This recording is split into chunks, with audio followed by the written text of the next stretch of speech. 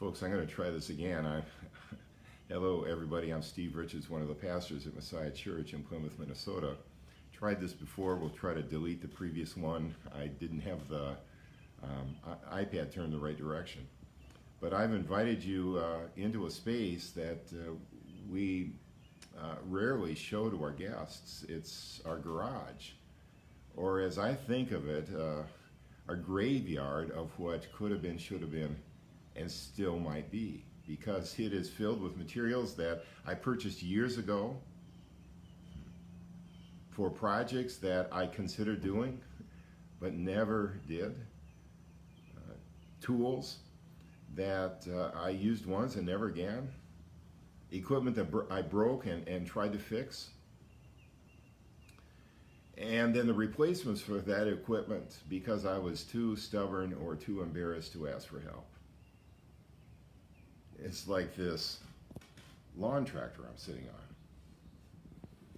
on. On Saturday, I was almost finished mowing the front lawn when it stopped. I heard something break, something snap, and it quit. And to be honest, I knew that there was something not quite right last fall, but it was running and I just assumed it would fix itself. But you know, equipment never does that, does it? So I went to the internet and I went to a few websites and I figured out what the problem was, and then I watched a few videos so I'd know how to fix it. The reviews of the video said that it was an easy fix and it would take about 15 minutes, but by this point I'd already invested 2 hours in the project. And as I tried to make my first attempt, it wasn't going well. I was making a mess of things. So here I am with a lawn tractor that doesn't work and an appointment next week to get it fixed. I mean, that's why this is a graveyard of sorts. I want to do it myself. I want to fix it myself. And I will do battle with efforts to change that pattern of behavior, even though it eventually makes a mess of things. Now, I don't know if any of this relates to any of you, but here's how I make sense of this when I turn to Scripture and what I see going on in our world today. There's a verse that is found in the book of Acts, the 26th chapter, and it's about a man named Saul. Now, you might recognize him by his future name, Paul. Well, Saul was well educated. He was confident. He was absolutely committed to living his life in what he thought was the right way and stopping everyone else who was not. And as a result, he made quite a name for himself. And I suspect there were people who wanted to be like Saul. Well, one day, quite unexpectedly, he saw this bright light and he fell to the ground and he heard a voice. Now, this is the verse 14. And the voice said, "Saul, Saul, why are you harassing me? It is hard for you to kick against the goads." G-O-A-D-S. Now, a goad was a stick or a spear that was used to jab an animal to get it to move. And it turns out that Saul, who thought he was doing all the right things for all the right reasons, was being poked or jabbed by God. And he was kicking against that. He was resisting that. He was fighting against God.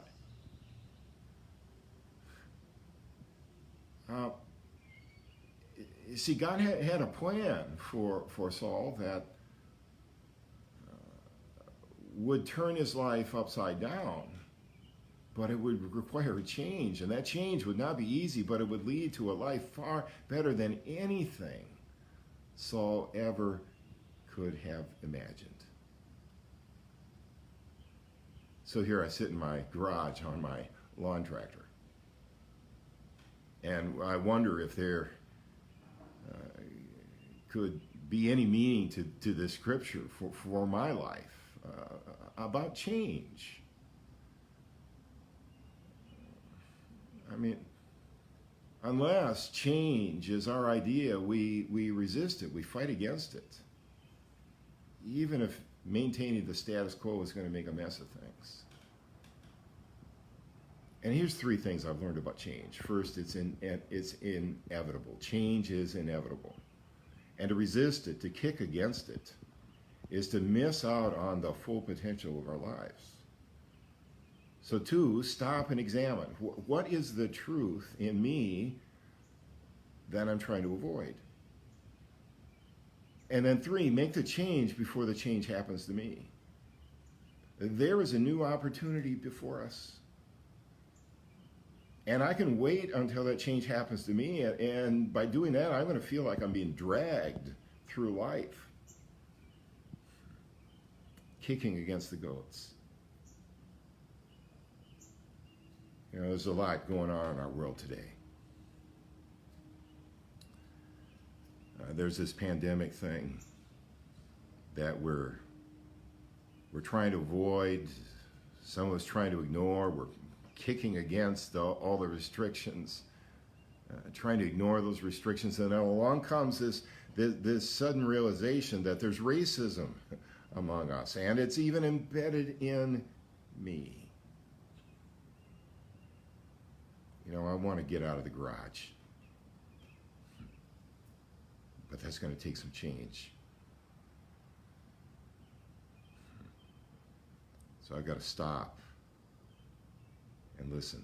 What is the truth in me that I'm trying to avoid? And then make the change before the change makes me. See, there is a great and glorious future ahead for each and every one of us, but it will require change.